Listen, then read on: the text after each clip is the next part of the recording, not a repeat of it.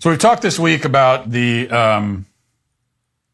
conversation surrounding the fact that Kamala Harris is childless and how that reflects on her and what it says about her. We've talked about it, but we should note that the conversation has been driven almost entirely by people who are mad that we're talking about it. It's been about 5% people like me discussing it and 95% people on the other side who are angry that we're talking about it. And a lot of the anger has been directed at JD Vance, who 3 years ago in an interview with Tucker Carlson said that the Democrat Party is run by childless cat ladies. And he wasn't even specifically talking about Kamala Harris. He was just, she's one of the people that's an example of that. But he was just, this is a general observation of the Democrat Party. So this was said in 2021. But today, lots of leftists are pretending to be really upset about it. And now Jennifer Aniston has jumped into the fray. CBS News reports, quote, actress Jennifer Aniston hit back at Republican vice presidential nominee JD Vance for past comments he made about lawmakers he described as childless cat ladies. She said on a post on her Instagram, I truly can't believe this is coming from a potential VP of the United States. All I can say is, Mr. Vance, I pray that your daughter is fortunate enough to bear children of her own one day. I hope she will not need to turn to IVF as a second option because you're trying to take that away from her too. Okay, so Jennifer Aniston has chimed in. She's far from the only feminist to rant about this. It's all over the place this week, as I noted. And I just want to say a few things here, and I'm not going to rehash the point about why it's bad to have childless people running the country. We've already established that. But let me just make a couple of points of other points that I think are worth stating. First of all, people like Aniston are being intentionally obtuse about this. I think everyone understands. Anytime this subject comes up, we deal with this. But I think everyone understands, even if they pretend not to, that when we talk about childless cat ladies, quote unquote, we're talking about people who choose to not have children, not people who can't have children. Obviously, if you can't have kids, that's not any kind of character flaw. It's not a reflection on you in any way. I feel very sorry for people who want to have kids but can't. I have a lot of sympathy for that. We're not talking about it. It's obviously not there's no judgment to be made about someone who can't have, if you can't have kids, you can't. You physically can't. Now, there are other, you could adopt, which is a great vocation, or as I've said many times, I think every adult is called to every woman has a maternal calling, every man has a paternal calling. And for most, that is going to take the form of biological parenthood, but not for everyone. For some, it will take the form of adoption. And for others, it might take some other form entirely. But the point is that we're all called to serve, as a man in a paternal role, as a woman in a maternal role. So that's my position. I think that's the position of most people who talk about this on my side of it. And the issue is not people who can't have kids. I think every honest person understands that. It's just not who we're talking about or to. The issue is people who can have kids but go through great lengths and sometimes even murderous lengths, like killing their own children, to not have them. And the birth rate is declining dramatically, like we talked about yesterday, not because, people can't have kids. Now, it's true that infertility is rising, sperm counts are dropping. That's a big problem, but that's not at all the main thing driving the plunge in the birth rate. What's driving it are people making choices. And I think that collectively, when people choose that they don't want to participate in the, repopulation of the planet and the propagation of the species and creating families, like that's a bad thing. It's bad when people make that choice, especially when they make that choice on a wide collective scale.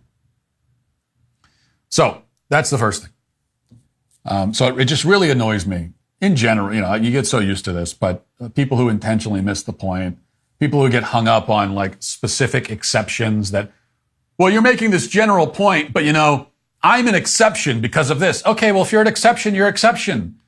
Good for you. Then I guess I'm not talking about you. What are you getting upset about? Well, I'm an exception to what you're saying because I can't have kids. Well, okay, well, then you're an exception. Then I'm not talking to you or about you. No reason for you to be upset in that case. JD Vance was not talking to you or about you, obviously. One other thing, and this is more of a general point, but we keep hearing that this talk about how Kamala Harris is childless, other criticisms of her lifestyle and her character, pointing out that she slept her way to the top, which she did, calling her the DEI candidate, which she is, making jokes about her, which some people have done. I'll admit that even I have done a few times, made some jokes about her. We keep hearing that this is going to alienate female voters. Like half of my feed on Twitter right now is conservatives lecturing other conservatives and telling us that we need to stop saying these things about Kamala because it's making women voters sad. And women voters won't vote for Trump if we keep saying these things about Kamala that happen to be true. In order to win women voters, we're told we need to stop saying true things about this woman because women voters hate true things, we're told. And they can't stand jokes. There's also a lot of pearl clutching about jokes that are being made. Oh, if you want to win women voters, you can't make these jokes. You can't make jokes. People ruthlessly make fun of male politicians all the time. You never hear anyone say, no, you can't make a joke about this politician. He's a man, and other men will be sad if you do that. They won't vote for you. No one ever says that. So we make joke. Name me a politician on the national level who has not been ruthlessly made fun of.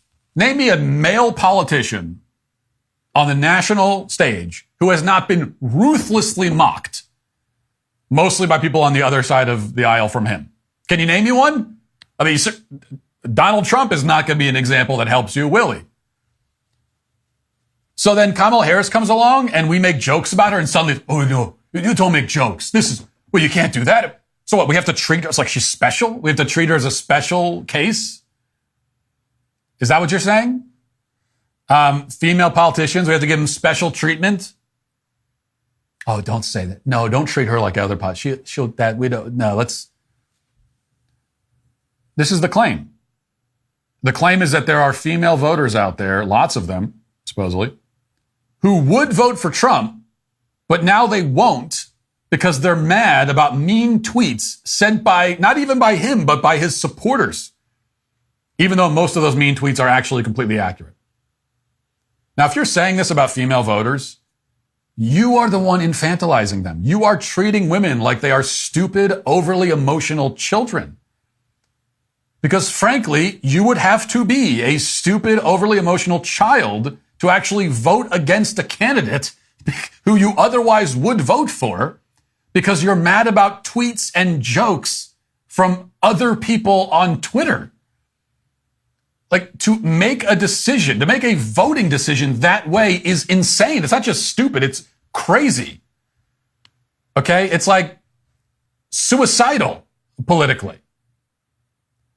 If you're a competent adult, you would not make this. It wouldn't even occur to me to actually, there's someone that I am going to vote for, I support them, and then I see mean stuff from someone who's not even them, and I'm like, well, I'm not going to vote for them in that case. That's crazy. That would be a crazy way to make a decision. But here's the thing.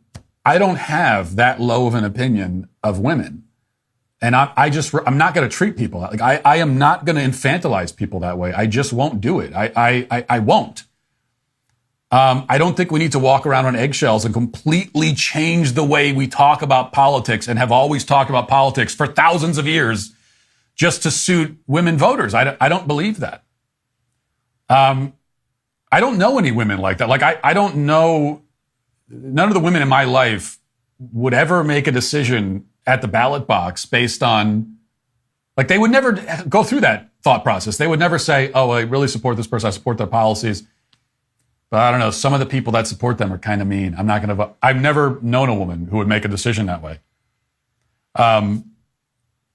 So look, I'm not trying to pull the, you're the real sexist card. Okay. I'm not saying that exactly. I'm just saying that the idea that women are voting based on this kind of stuff is just, it is demeaning. I don't know how else to put it. And I'll say this too, that if there are any women out there or any men, if there are any people out there who are that shallow and ridiculous, then they aren't reachable. Okay. If there are voters out there who the only way to reach them, the only way you could potentially reach them is to just, avoid entire topics, the entire facts about a candidate you can't even bring up because it's going to, if they're that shallow and ridiculous, then really they aren't reachable. Like, those are voters you just can't reach. You have to write them off. And I say this in general, that like, look, I mean, there are plenty of dumb people out there. We know that, men and women alike. But to a certain level, like if someone is so dumb, there's a certain level of dumbness that you gotta just write that off. You can't appeal at that level. Because if you do, then you risk alienating all the other people who you can reach. So there's a certain level where you just have to say, all right, well, look, if that's how you're making your decisions, nothing I can do for you. I don't know. The problem, like, you're the problem then. I can't do anything about it. And so I'm not saying that Trump himself should go out and go around say, the fact that Kamala Harris slept her way to the top as a DEI candidate. I'm not saying that should be Trump's primary argument against her. It shouldn't be. It's her policy, the policies that she supports and what a disaster they are for American families. That is the argument. But at the same time, these are other facts about her that are just true. And the idea that we shouldn't talk about them and can't mention them, while every negative thing about Trump is dredged up for everyone to see. That's not how the game's going to be played. And I just don't believe the idea that treating Kamala Harris with those kinds of kid gloves would somehow succeed in appealing to all these other voters who are reachable. I don't believe it. I think that's bull, is what I think. And I think the people saying that, you're not saying it because you think this is how Republicans are going to win. It's because you don't want Republicans to win. So I think you're full of is what I think.